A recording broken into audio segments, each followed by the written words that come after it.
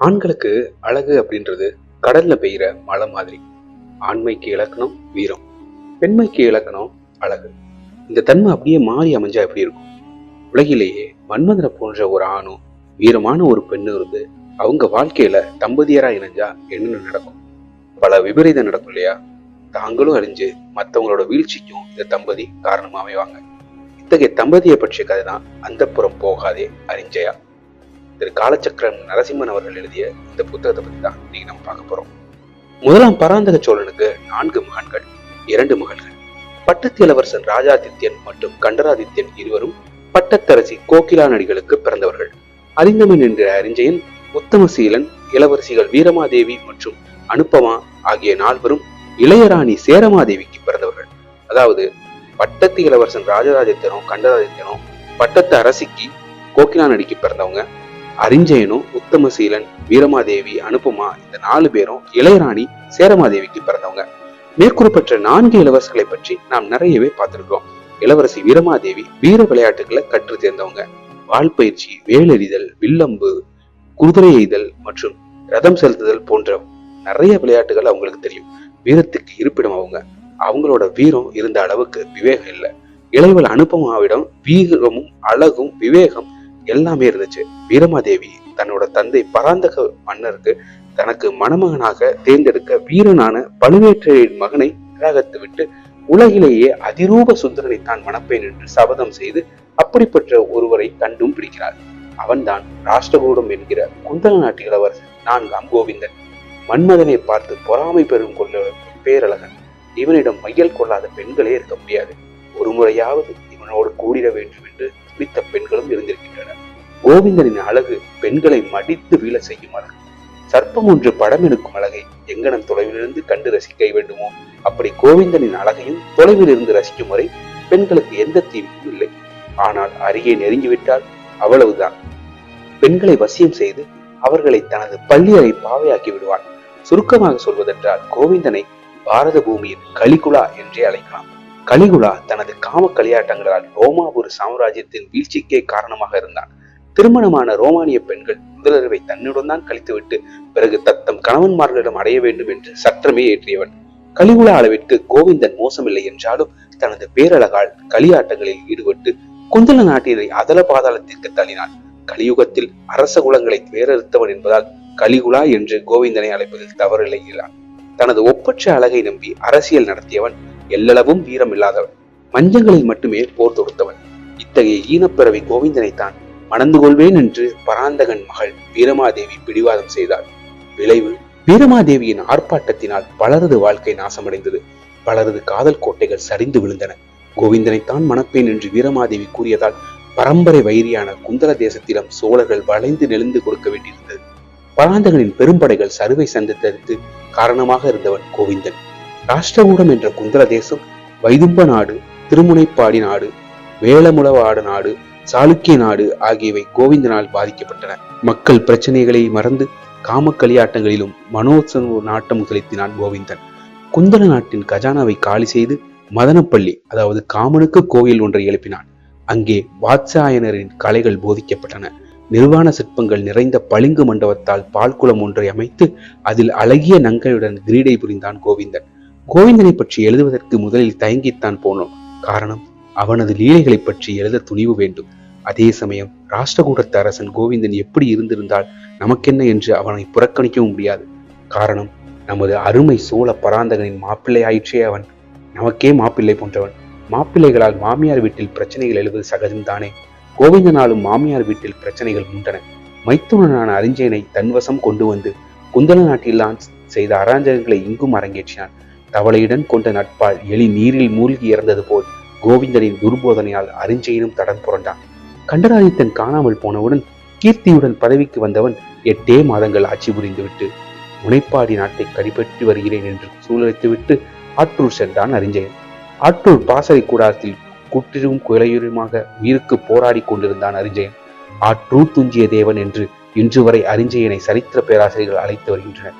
ஆற்றூரில் போர் நடைபெறுவதற்கு முன்பாகவே அறிஞ்சயன் இறந்துவிட ஆற்றூர் போர் நடைபெறாமல் நின்றுவிட்டது என்கிற போதும் எதனால் அவனுக்கு இந்த பட்டம் கொடுக்கப்பட்டது? அறிஞ்சயனின் திடீர் மறைவுக்கு காரணம் என்ன? ஆதித்ய கரிகாலன் மரணத்தை போன்றே அரிஞ்சயனின் முடிவுக்கும் சரித்திரத்தால் காரணம் கூற இயலவில்லை. பதவிக்கு வந்து 8 மாதங்கள் நோய் நொடி எதுவுமின்றி வீறு கொண்டு போர் தொடுத்து அரிகுலகேசரி என்ற பட்டத்தை பெற்றவன் திடீரென்று இறந்து போனான். பராந்தகன் குடும்பத்தில் தான் ஏன் இத்தனை சோகங்கள்? ராஜராதித்தன் தக்கோலம் போரில் யாதன் யானை மீது நின்று போர் புரியும் போது பூதுகன் எய்த அம்பால் கொல்லப்பட்டான். கடைமகன் உத்தமசீலியோ வீரபாண்டியனால் தலைகொய்து கொய்யப்பட்டு இறந்தான். 2வது மகன் கண்டராதித்தனோ பதவியில் இருக்கும் போதே துறவரம் மேற்கொண்டு காணாமல் போய் மேற்கே எழுந்தருளிய தேவர் என்று அழைக்கப்பட்டான். 3வது மகன் அரிஞ்சயனோ மன்னனாக பதவியேற்ற 8ஆம் மாதம் ஆற்றூர் போர்க்களத்தில் மர்மமான முறையில் இறந்தார். ஆக பராந்தகனின் 4 மகன்களும் நீடூழி சுகமாக வாழ்ந்திருக்கவில்லை.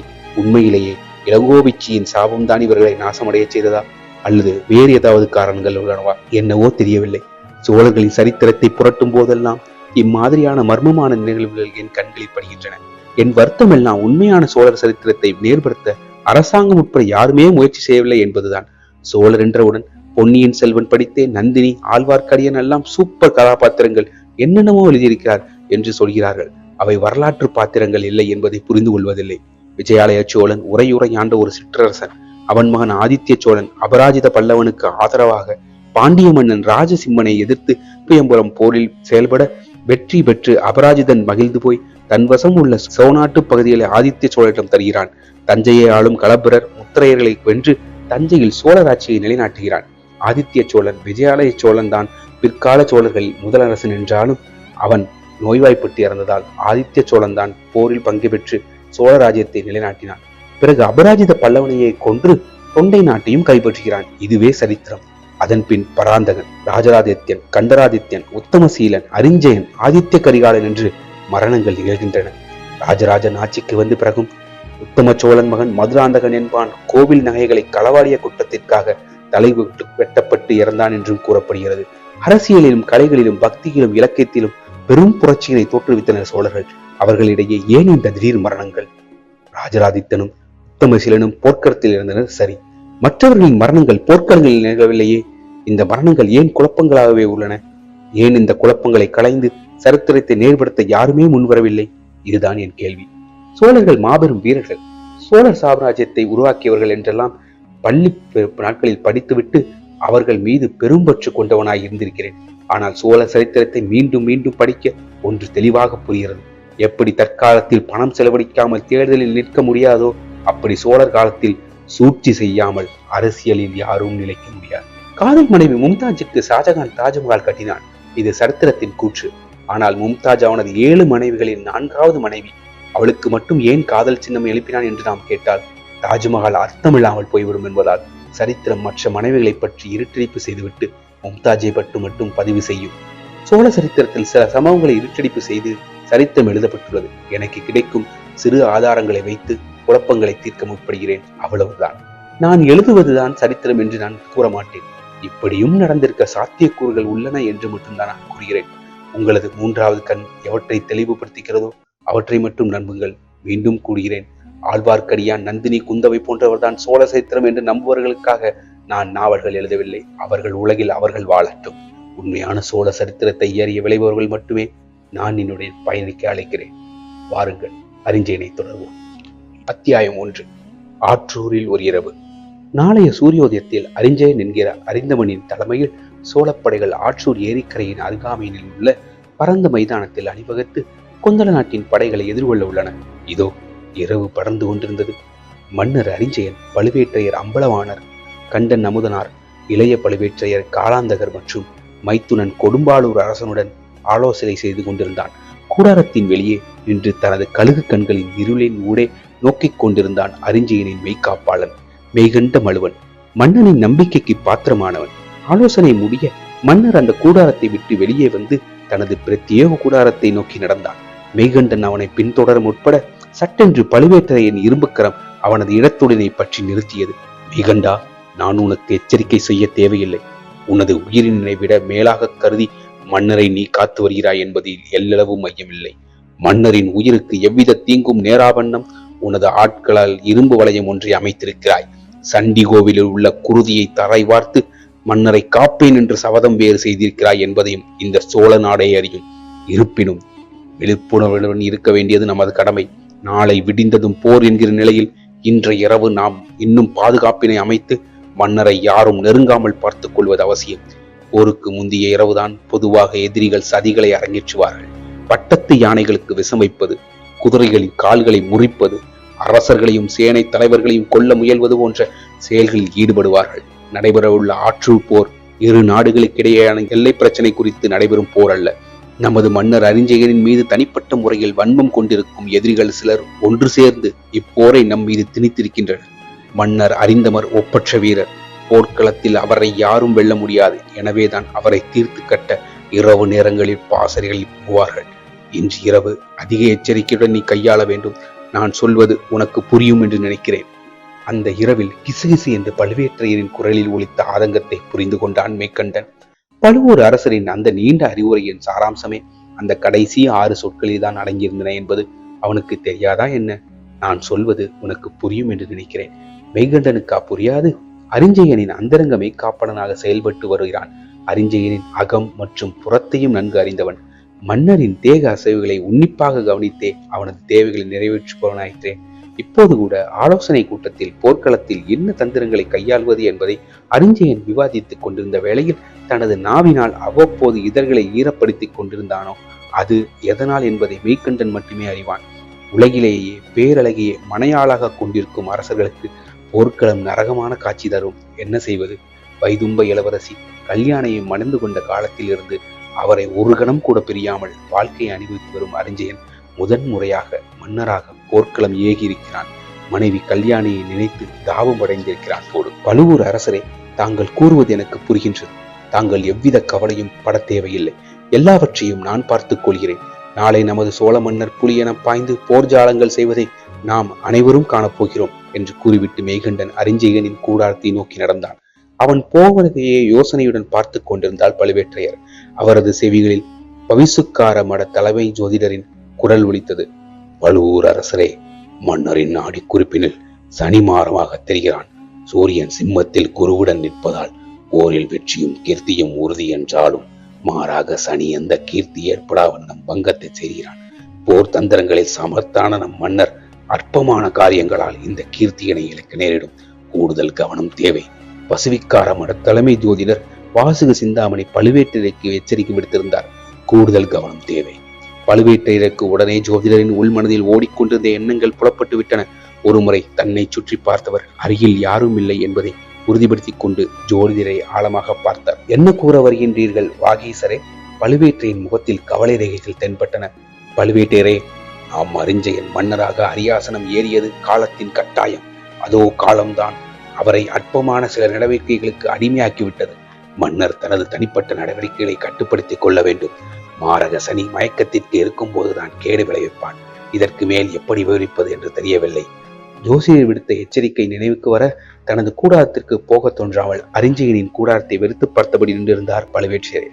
தனது பிரத்யேக கூடாரத்தில் நுழைந்த அரிஞ்சயன் பணியால் ஒருவன் வெள்ளித்தட்டினில் நீட்டிய சயனபானத்தை நோக்கினான். தனது பின்பாக வந்த மெய்கண்டன் கூடாரத்தில் நுழையும் வரை அந்த வெள்ளிக்கோப்பையினை யோசனையுடன் வெறித்துக் கொண்டிருந்தான். மெய்கண்டன் உள்ளே வந்ததும் அவனிடம் கோப்பையை சுட்டி காட்டினான். மெய்கண்டா, நான் இந்த பானத்தினை அருந்தலாமா? ஒரு மன்னன் தனக்கு அளிக்கப்படும் இரவு பானத்தை அருந்துவதற்கு கூடவா தனது மெய்காப்பலனை அனுமதி கோர வேண்டும்? காண்போருக்கு அது ஒரு சாதாரண பானம்தான். ஆனால் அந்த பானத்தின் பின்பாக ஒரு சூட்சமம் அடங்கியிருந்தது. அது மெய்கண்டனுக்கும் அரிஞ்சயனுக்கும் இடையே நிலவிக் கொண்டிருந்த தனிப்பட்ட ரகசியம். அந்த பானத்தினை எடுத்து வந்திருந்த பணியாளுக்கு புலப்படாத ரகசியம் அது. அரண்மனையில் இருக்கும்போது அரிஞ்சயன் இரவு பாலுடன் சம்போக கோரையை கலந்து அருந்துவது வழக்கம். சம்போக கோரை மஞ்சத்தில் இல்லாளுடன் சேரும்போது எல்லையில்லா இன்பத்தினை தூய்க்குவது வைக்கும். களவி ஆடுவதில் பித்தம் கொண்டிருந்த அரிஞ்சயன் அன்று அந்த பானத்தினை அருந்தலாமா என்று கேட்பது அதற்கான ஏற்பாட்டினை செய்துவிட்டாயா என்பதுதான் பொருள் என்பதை மெய்கண்டன் அறிந்திருந்தான். தட்டில் இருந்த குவளையை எடுத்தவன் பணியாளை தலையசித்து அப்புறப்படுத்திவிட்டு பிறகு அரிஞ்சயன் பக்கமாக திரும்பி குவளையை நீட்டியபடி பேசினான். அரசே, எல்லா ஏற்பாடுகளும் மிகவும் ரகசியமாக செய்யப்பட்டு விட்டன. நாம் தங்கியிருக்கும் ஆற்றூருக்கு சற்று தொலைவில் பரிமலை என்னும் எழில்மிக்க மலை ஒன்று உள்ளது. அதன் அடிவாரத்தில் வித்யாபாரணன் என்கிற வியாபாரியின் வசந்த மாளிகை உள்ளது. அரசியார் கல்யாணி தேவியார் சீவிகை ஒன்றில் அங்கே வந்து தங்களுக்காக காத்திருப்பார். இரவை கழித்துவிட்டு தாங்களும் விடியற்காலை வெள்ளியலும் முன்னர் மீண்டும் போர் பாசறைக்கு திரும்பி விடலாம். மெய்கண்டன் கூற அரிஞ்சயனின் உள்ளம் துள்ளாட்டம் போட்டது. அரிஞ்சயனுக்கு 4 மனைவிகள் இருந்தும் கல்யாணியுடன் இரவை கழிப்பதில் தான் அவன் அதிகம் நாட்டம் கொண்டிருந்தான். கல்யாணியை கண்ட கண்களால் அவன் வேறு எந்த பெண்ணையும் நோக்க விரும்பவில்லை. சுந்தரச்சோழன் பிறக்கும் வரை கல்யாணியுடன் சொர்க்கத்தில் தான் வசித்து வந்தான். சுந்தரச்சோழன் பிறந்த பிறகும் இன்னும் பேரழகியாகவே விளங்கினான் கல்யாணி. ஆனால் கடந்த 6 திங்களாக திடீரென்று நோய்வாய்ப்பட்டிருந்தவள் இன்ன நோய் என்று அனுமானிக்க இயலாத வண்ணம் மஞ்சத்திலேயே கிடந்தாள். கல்யாணியின் மீது பொறாமை கொண்ட அரிஞ்சயனின் மற்ற மனைவிகள் அவள் உணவில் நஞ்சு கலந்து விட்டதாக கூட அரசல் புரசலாக எங்கும் பேச்சு கிளம்ப, கல்யாணியை காக்கவில்லை என்றால் மரண தண்டனை விதிக்கப்படும் என்று மருத்துவர்களை அச்சுறுத்தி அவர்களை இரவு பகலாக உழைக்க வைத்து கல்யாணியை மீட்டான் அரிஞ்சயன். தனது மூத்த மனைவி வீமன் குந்தவையை அவளுக்கு பணிவிடை செய்யவும் கட்டளையிட்டிருந்தான். நல்ல வேளையாக கல்யாணியின் நோயும் முற்றிலும் நீங்கி நடமாடத் துவங்கிவிட்டாள். 6 திங்களுக்கு பிறகு அரிஞ்சயனும் கல்யாணியும் இன்று இரவுதான் மஞ்சத்தில் சந்திக்கப் போகின்றனர். கல்யாணியுடன் போருக்கு முந்தைய இரவை கழித்தால் தன்னால் இன்னும் உத்வேகத்துடன் போரிட முடியும் என்று சொல்லியே மெய்கண்டனிடம் கல்யாணியை அழைத்து வருவதற்கு ஏற்பாடுகளை செய்ய சொன்னான் அரிஞ்சயன். ஆலோசனை கூட்டம் முடிந்த பிறகு அரிஞ்சயனும் மெய்கண்டனும் மட்டும் தங்கள் புறவிகளில் பரிமலை அடிவாரத்தில் உள்ள வசந்த மண்டபத்திற்கு செல்ல திட்டமிருந்தனர். மன்னர் தனது கூடாரத்தில் உறங்குகிறார் என்று பழுவேட்டரையரும் மற்றவர்களை நம்ப வைத்துவிட்டு இவர்கள் இருவர் மட்டும் பரிமலைக்கு சென்று வருவார்கள். அந்த ஏற்பாடுகள் செய்யப்பட்டு விட்டனவா என்பதை அறிந்து கொள்ளவே அந்த பானத்தை தான் பருகலாமா என்று அரிஞ்சயன் கேட்டிருந்தான். பானத்தை பருகியதும் அரிஞ்சயன் சால்வை ஒன்றினை எடுத்து அதனை தலைப்பாகையாக கட்டி கொண்டான். மற்றொரு சால்வையை தலைப்பாகையின் மீது முக்காடு போட்டுக் கொண்டவன் தனது முகத்தை மறைத்தான். அவனது 2 கண்கள் மட்டுமே சால்வையின் பின்னால் இருந்து மின்னின. திருப்தியுடன் மெய்கண்டனை பார்க்க அவன் தலையசைத்து அரிஞ்சயனை யாராலும் இனங்கண்டு கொள்வது துர்லாபம் என்பதை தெரிவிக்க, அரிஞ்சயன் கூடாரத்தினை விட்டுவிட்டு தெளியே தனது கூரையை நோக்கி நடந்தான். கூரையில் அருகே குதிரை கட்டப்பட்டிருந்தது. அந்த இரவின் கடுங்குளிரை பொருட்படுத்தாமல் அரிஞ்சயனும் மெய்கண்டனும் பரிமலையை நோக்கி பயணித்தனர். அரிஞ்சயனின் சிந்தையெல்லாம் கல்யாணியை சுற்றியே பறந்து கொண்டிருந்தது. கல்யாணியின் அழகிய தேகம் அரிஞ்சயனின் கண்களின் முன்பாக நிழலாடி அவளை சித்திரவதை செய்ய தனது தாபத்தை புரிந்து கொள்ளாமல் குதிரை மெதுவாக செல்வதாக தோன்றிவிட்டது அரிஞ்சயனுக்கு. கையில் இருந்த சாட்டையினால் அதன் விழா பகுதியில் சொடுக்க குதிரை ரோசத்துடன் வேகம் பிடித்தது. மன்னனின் அவசரத்தை புரிந்து கொண்ட மெய்கண்டன் அவனிடம் பேச்சு கொடுக்காமல் அமைதியாகவே உடன் வந்தான். ஒரு வழியாக பரிமலை வசந்த மண்டபத்தினுள் அரிஞ்சயன் தனது குதிரையை நிறுத்தினான். முக்காடிட்ட அந்த உருவத்தை கண்டதும் காவலர்கள் தயக்கத்துடன் ஓடிவர, பின்னால் வந்த மெய்கண்டன் அவர்களை தடுக்கும் பாவனையில் தனது கையை உயர்த்த வந்திருப்பது மன்னர் அரிஞ்சயன் என்பதை புரிந்து கொண்டு ஓடி வந்த காவலர்கள் பணிவுடன் பின்வாங்கினார்கள். அரசியார் வந்து விட்டாரா? மெய்கண்டன் காவலர்களை நோக்கி கேட்டான். வந்துவிட்டார் தலைவரே, அதோ சீவிகையை முற்றத்தில் இறக்கி வைத்துள்ளனர். சீவிகை தாங்கிகள் அங்கே படுத்திருக்கிறார்கள் என்று காவலர்கள் கூற அரிஞ்சயன் உற்சாகத்துடன் வசந்த மண்டபத்தில் நுழைந்தான். இனியும் மன்னவனை பின்தொடர்வது நன்றாக இருக்காது என்பதை உணர்ந்த மெய்கண்டன் காவலர்களை நோக்கி கஞ்ச செய்ய அவர்கள் அந்த மாளிகையின் கதவினை மூடி தாளிட்டார்கள். காவலன் ஒருவன் மாளிகையினுள் இருந்து தருவித்திருந்த இருக்கை ஒன்றை எடுத்து வந்து வைக்க மெய்கண்டன் அதில் அமர்ந்தான். சிறிது நேரம் மாளிகையின் வாயிலை விரித்துக் கொண்டிருந்தான். மூடப்பட்டிருந்த மாளிகையில் இருந்த வீணை இசை கேட்க அரசி கல்யாணி பழையபடி உற்சாகம் அடைந்து விட்டார் என்பதை அந்த வீணாகானத்தின் மூலம் மெய்கண்டன் உணர்ந்தான். ஆக ஆற்றூரில் இருந்து மன்னர் பரிமறை வரையில் பயணம் செய்தது வீண் போகவில்லை. மன்னருக்கு இந்த இரவு இனிய பொழுதாக கழியும் என்பதில் ஐயமில்லை. தன்னையும் மறந்து கண்களை மூடிய மெய்கண்டன் அப்படியே உறங்கியும் போனான். காவலர்கள் தொடர்ந்து காவல் காத்தபடி நின்றனர். சாமக்கோழியின் கூவல் ஒளி கேட்ட மெய்கண்டன் உடல் தூக்கி வாரி போட கண் விழித்தான். தன்னையும் மறந்து உறங்கி விட்டோம் என்பதை புரிந்து கொண்டவன் வெள்ளி முளைத்து விட்டதா என்பதை அறிவதற்காக கரிய வானத்தை காண எண்ணி தோட்டத்தின் பக்கமாக நடந்தே அதே சமயம் மாளிகையின் கதவு திறந்தது. அரிஞ்சயன் குதூகலத்துடன் வெளியே நடந்தான். மெய்கண்டா, எங்கே அந்த அமோக வர்ஷன்? அவன் சிரத்தை வெட்டிவிட்டே மறுகாரியம். இப்போது நான் புதிய வித்துவயத்துடன் வெளியே வந்திருக்கிறேன். உனக்குத்தான் நான் நன்றி சொல்ல வேண்டும். அரிஞ்சயன் கலகலப்புடன் பேசியபடி மெய்கண்டனின் தோளினை வாஞ்சியோடு தட்டினான். மெய்கண்டன் காவலர்களை நோக்கி தலையசைக்க அவர்களில் ஒருவன் முற்றத்தில் படுத்திருந்த சீவிகை தாங்கிகளை நோக்கி குரல் கொடுத்தான். வாரி சுருட்டி கொண்டு எழுந்த சீவிகை தாங்கிகள் சீவிகையுடன் மாளிகையில் சென்றனர். சிறிது நேரத்திற்கு பின்பாக சீவிகை தாங்கிகள் அரசியை சுமந்து கொண்டு வெளியே வந்தனர். என் இதயங்கலந்த ராணியே, சென்று வா. வெற்றி என்னும் ஆவரணத்தை கொண்டு வந்து உன்னை அலங்கரிக்கிறேன். குரலில் காதல் ஒலிக்க அரிஞ்சயன் கையசைத்து தன் மனைவிக்கு விடை கொடுத்தான். திடுக்கிட்டு கண் திறந்த பழுவூர் சகோதரர்கள் இருவருமே மெய்கண்டன் சீவிகையை நோக்கி பணிவுடன் குனிந்தவன் மீண்டும் நிமிர்ந்த போது மகாராணியின் கரம் திரை வழியாக வெளியே வந்து அரிஞ்சயனை நோக்கி இப்படியும் அப்படியுமாக அசைந்ததை கண்டான். மெய்கண்டன் அரசியாரன் கரத்தையே உற்று பார்த்தான். அம்சபட்சி ஒன்று தனது வளைந்த கழுத்தை அசைவது போல தனது கரத்தை ஆட்டிக் கொண்டிருந்தாள் கல்யாணி. அவள் கரத்தில் வரிசையாக அடுக்கப்பட்டிருந்த வளையல்களும் கங்கணங்களும் கலகல என்று இசை எழுப்ப அரிஞ்சயன் கரக்கத்துடன் அந்த கரத்தையே பார்த்து கொண்டிருந்தான். மெய்கண்டன் கண்களில் அரசியார் அணிந்திருந்த கணையாளி ஒன்று விட்டது. ஸ்வர்ணத்தில் வடிக்கப்பட்டிருந்த அந்த கணையாளி 5 தலை நாக வடிவில் காணப்பட்டது. ஒவ்வொரு தலையின் வாயிலும் நீலம், கோமேதகம், வைடூரியம், மாணிக்கம், மரகதக்கல் பதிக்கப்பட்டிருந்தன. அந்த 5 தலை நாகத்தின் உச்சிகள் ஒரு வைரம் ஒளிவிட்டுக் கொண்டிருந்தது. கண்ணை பறிக்கும் அந்த கணையாளியை வெறித்துக் கொண்டிருந்தான் மெய்கண்டன். கல்யாணி தன் கையை உள்ளிழுத்துக் கொண்டாள். அரசியார் கல்யாணி மோதிர விரலில் அணிந்திருந்த அந்த கணையாளி மெய்கண்டனின் முழு கவனத்தை ஈர்த்தது. அந்த கணையாளியை கண்டதும் திகைத்து போனான். அந்த கணையாளியை முன்பே எங்கோ கண்டிருந்ததாக நினைவு. ஆனால் உடனடியாக நினைவுக்கு வரவில்லை. அந்த கணையாளி அவனது சிந்தையை உறுத்த தான் அதை எங்கேயோ பார்த்திருக்கிறோம் என்று யோசிக்க, ஆனால் அவனை யோசிக்க விடாதபடி சீவிகை புறப்பட்டதும் மீண்டும் ஆற்றூர் பாசறைக்கு திரும்பும் அவசரத்தில் இருந்தான் அரிஞ்சயன். சீவிகை தாங்கிகள் தஞ்சையை நோக்கி பயணிக்க காவலர்கள் இருவரும் மன்னனை வாங்கிவிட்டு சீவிகையின் பின்னால் நடந்தார்கள். ஒருமுறை சீவிகை இயக்கத்துடன் பார்த்த அரிஞ்சயன் பிறகு தனது குதிரையில் தாவி ஏறினான். அரிஞ்சயனும் மெய்கண்டனை சுமந்து கொண்டு அந்த இரு புறவிகளும் மீண்டும் ஆற்றூர் போர்ப்பாசையை நோக்கி பறந்தன. விடியற்காலை பழுவேற்றையர் எழுந்து நீராடி கதிர்கடவுளை தொழுது கொண்டிருந்தார். அவருடைய தம்பி காலாந்தகனும் குளித்து முடித்து தனது இஷ்ட தெய்வமான அறுதலி மகாதேவரை தியானித்துக் கொண்டிருந்தார். மூத்தவர் கதிரவனையும் இளையவர் முக்கண்ணனையும் மனதில் உருவேற்றி கொண்டிருக்க திடீரென்று அந்த அலறல் ஒலி எழுந்தது. பதட்டத்துடன் யாரோ ஓடி வந்தார்கள். பழுவேற்றையரே, எங்கிருக்கிறீர்? உடனே மன்னரின் கூடாரத்துக்கு வாருங்கள். கொடும்பாளூர் அரசர் தான் கதறிக்கொண்டே ஓடி வந்திருந்தார். திடுக்கிட்டு கண் திறந்த பழுவூர் சகோதரர்கள் இருவருமே கொடும்பாளூர் மன்னரை அதிர்ந்து போய் பார்த்தனர். என்ன நடந்தது? மன்னர் அரிஞ்சயன் பேச்சு மூச்சில்லாமல் கிடக்கிறார். உடல் முழுதும் நீளம் பாரித்து கிடக்கிறது. யாரோ அவருக்கு உணவில் நஞ்சு கலந்து கொடுத்திருக்க வேண்டும். உடனடியாக மன்னரை நாம் அரண்மனைக்கு எடுத்துச் செல்ல வேண்டும் என்கிறார் வைத்தியர். கொடும்பாளூர் மன்னரின் குரலில் சுரத்தே இல்லை. பழுவேற்றையர் தன் தம்பி பின்தொடர அரிஞ்சயனின் கூடாரத்தை நோக்கி ஓடிச் சென்றார். கொடும்பாளூர் சொன்னது உண்மைதான். அரிஞ்சயன் நினைவில்லாமல் கிடந்தான். அவனது தேகத்தை பார்த்ததுமே கண்டன் அமுதனார் அதிர்ந்து போனார். கண்களில் 1000 கேள்விகள் தொக்கி நிற்க மெய்கண்டனை சந்தேகத்துடன் நோக்கினார். அவரது பார்வையின் தீச்சன்யத்தை தாங்க மாட்டாமல் தலையை குனிந்தவன் மெய்கண்டன், மெய்கண்டா, என்ன நடந்தது? பழுவேற்றையர் கேட்டார்.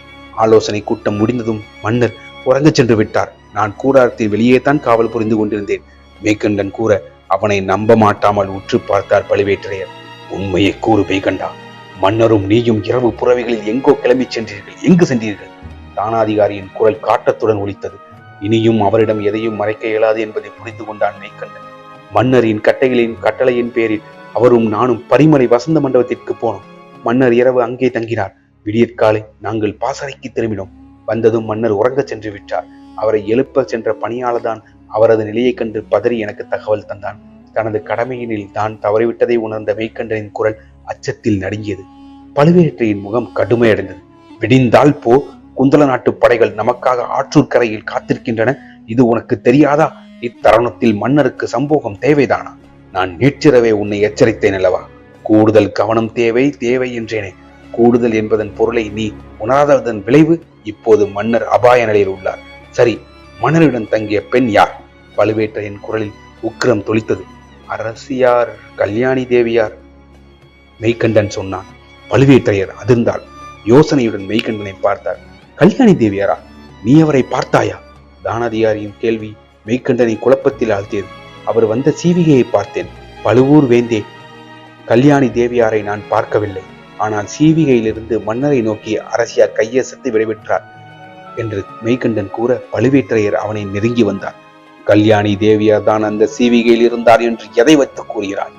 அவனது கரத்தை மட்டும் தான் பார்த்தாய், அவரது முகத்தை நோக்கினாயா? இல்லை பழுவூரரசே, அவர் முகத்தை நான் காணவில்லை. பரிமலை வசந்த மாளிகையில் நான் கேட்ட வீணாகானத்தினை கொண்டு சீவிகையில் இருந்தது கல்யாணி தேவியார் என்பதை ஊர்ஜிதம் செய்து கொண்டேன். மெய்கண்டன் பணிவுடன் கூறினான். என்ன காரியம் செய்தாய் மெய்கண்டா? இப்படியா கோட்டை விடுவாய்? உடனடியாக பரிமலை வசந்த மண்டபத்திற்கு வந்த பெண் யார் என்பதை கண்டுபிடி. உடனடியாக மன்னரை தஞ்சைக்கு கொண்டு செல்லுங்கள்.